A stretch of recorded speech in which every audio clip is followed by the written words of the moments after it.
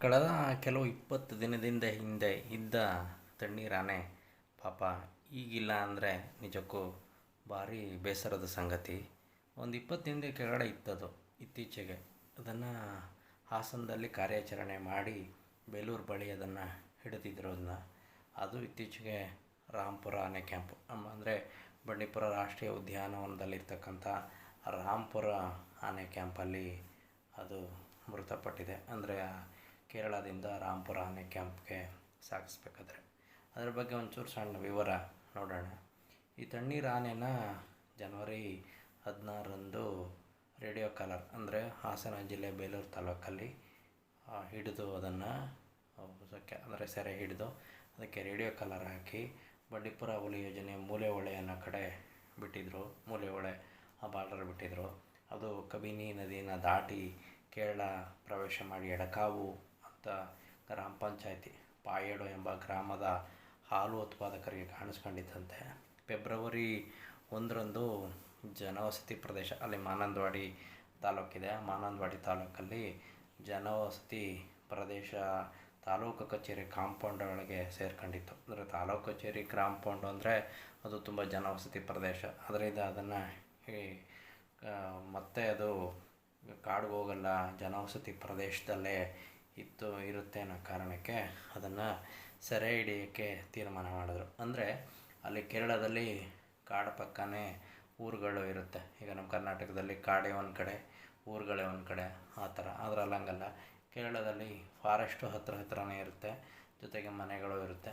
ಅಲ್ಲಿ ಈ ಥರ ಆನೆಗಳ ಸಂಚಾರ ಇದೆ. ಮತ್ತು ಕೇರಳಕ್ಕೆ ಯಾಕೆ ಹೋಯ್ತು ಅನ್ನೋದಕ್ಕೆ ಒಂದು ಹೇಳಬೇಕು ಅಂದರೆ, ಈ ಬಂಡೀಪುರ ಮತ್ತು ನಾಗರಹೊಳೆ ಕೇರಳಕ್ಕೆ ಗಡಿಯನ್ನು ಹಂಚಿಕೊಂಡಿವೆ. ಈ ಮೂಲೆಹೊಳೆ ಪಕ್ಕನೇ ಕೇರಳ ಇದೆ.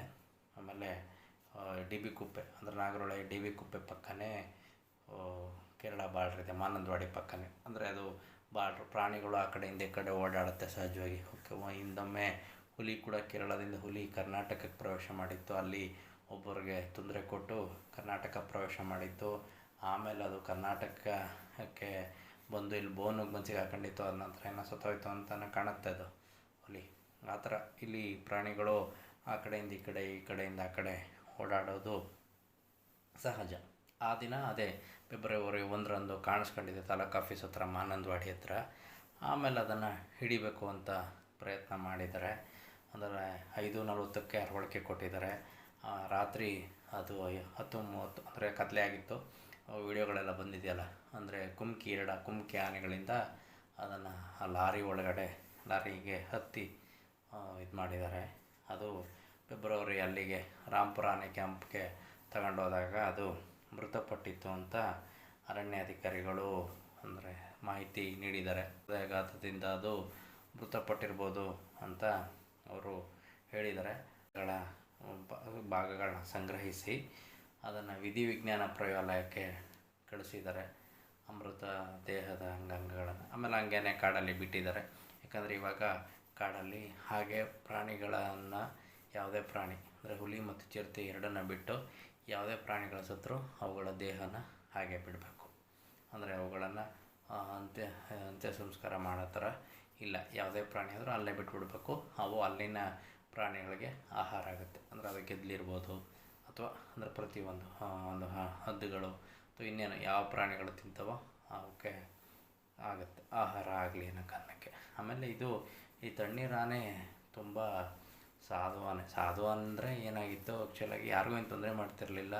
ತೋಟದಲ್ಲಿ ಇರ್ತಿತ್ತಂತೆ. ಅದು ಯಾರಿಗೂ ಏನು ತೊಂದರೆ ಮಾಡಿಲ್ಲ. ಜನವಸತಿ ಪ್ರದೇಶದಲ್ಲೇ ಇದ್ದಿದ್ದರಿಂದ ಬಹುಶಃ ಅದು ಮಾನಂದವಾಡಿ ಹಿನ್ನೆಲ್ಲೂ ಅದೇ ಥರ ಬಂದಿತ್ತು ಏನು. ಈಗ 2 ರಾಜ್ಯಗಳು ಅರಣ್ಯ ಇಲಾಖೆಯವರು ಸೇರಿ ಆ ಸ್ಯಾಂಪಲನ್ನು ವಿಧಿವಿಜ್ಞಾನ ಪ್ರಯೋಗಾಲಯಕ್ಕೆ ಕಳಿಸಿದ್ದಾರೆ. ಅಂದರೆ ಹೆಚ್ಚಿನ ಇದು ಏನಾಗಿರ್ಬೋದು, ಯಾವ ರೀತಿ ಅದು ಸಾವನ್ನಪ್ಪಿರ್ಬೋದು ಅನ್ನೋ ಕಾರಣದಿಂದ ಅದನ್ನು ವಿಧಿವಿಜ್ಞಾನ ಪ್ರಯೋಗಾಲಯಕ್ಕೆ ಕಳಿಸಿದ್ದಾರೆ.